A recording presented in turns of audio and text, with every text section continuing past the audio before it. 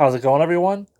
It's Milwaukee coming back at you once again, and today we're going to be discussing Green Lantern Corps Fearsom by Peter J. Tomasi with art by Fernando Pasarin and Geraldo Borges. Let's get into it. Guy Gardner and John Stewart, they're having trouble adjusting to life on Earth. They're trying to find jobs to keep themselves busy, while Oa has told all the Green Lanterns to go back to their respective sectors.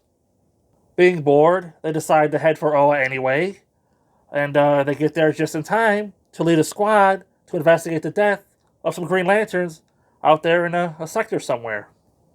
While on the mission investigating who's killing these lanterns, the squad ends up getting overwhelmed by a new type of enemy that uses weapons that utilizes the same willpower that the Green Lanterns use, so they have to pull a retreat. A lantern sacrifices himself to teleport the others out of there, but ultimately some lanterns get left behind. Here, we get a guest appearance by none other than the Martian Manhunter, a member of Stormwatch, who helps Guy Gardner interrogate one of the new enemies known as the Keepers, and he helps them unravel the mystery of them and what their ultimate goal is in the universe. Now knowing a little bit more about these new enemies, Guy Gardner puts together yet another team, and he goes to rescue the lanterns that have been imprisoned by the Keepers. Ultimately, Guy Gardner takes two Sinestro Corps prisoners that were in the science cells down on O. He takes them with him to the planet where the Keepers are, and he uses them as a fear bomb, and he drops them on the planet, and they explode, and they cause all the Keepers to feel great fear. Lanterns that were imprisoned, they were rescued with the exception of one, who ended up dying during interrogation. And the final issue of this volume sees John Stewart transporting that fallen lantern's body back home to his family for a burial. As far as a new entry point into the Green Lantern Corps here, as part of the New 52, I found this volume to be pretty weak. I mean, the enemies were interesting at first, but they get defeated so easily. I felt like they really had something here with these enemies that could overpower the Green Lanterns, utilize the willpower of the Lantern rings against the Lanterns. I thought that was interesting. Their backstory was interesting. I'll leave that for you to discover if you read this yourself. But one of the problems I had with this volume is, yet again, John Stewart kills another Green Lantern. There's a part in this book where the Lanterns are being interrogated, and of course John Stewart's one of the left behind Lanterns who was imprisoned, and so the Lantern next to him was about to give up the secret code or whatever to the shield that protects Oa, right? And John Stewart, he can't have this, so he reaches over and snaps the guy's neck so he doesn't reveal like the code.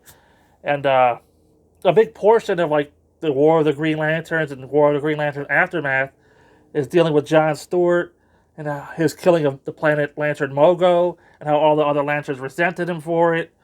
But here, John Stewart kills yet another Green Lantern, and he's getting praised for it. Like, oh man, you really did good by that guy. I wish I would have been strong enough to do the same type of stuff. And it's just ringing untrue. And again, another human Green Lantern killing another Lantern. It's like, I'm pretty sure before the human Lanterns made a pact that they weren't going to kill any Sinestro Corps members, but that you had Hal killing somebody in the first volume of Green Lantern Sinestro, and now you got John Stewart just willy-nilly killing another Green Lantern Corps member. I don't know if this is like a sign of the times, the new edgy New 52, but if we have to endure more stories with John Stewart feeling sorry for himself because he had to kill another Lantern or kill another planet or whatever, it's like, I'm tired of these John Stewart stories. And no doubt that's what we get here in issue 7, where John Stewart has to take the body of the Lantern that he killed back to his home planet so his family could bury it, and he has to pretend like the Lantern died, a hero and all this stuff, and then you're supposed to feel for it, but I just don't care. John Stewart being John Stewart. Who knows, maybe he'll come to blows in another volume over this once the secret's out, because right now it's a secret.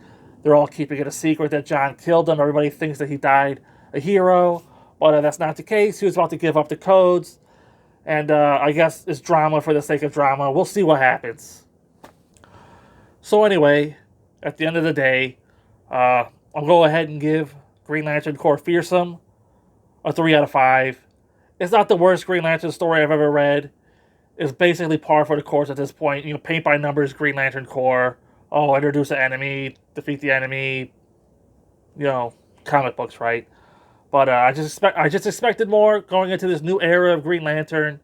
So far, of the 3 Lantern books that I read, this was the weakest.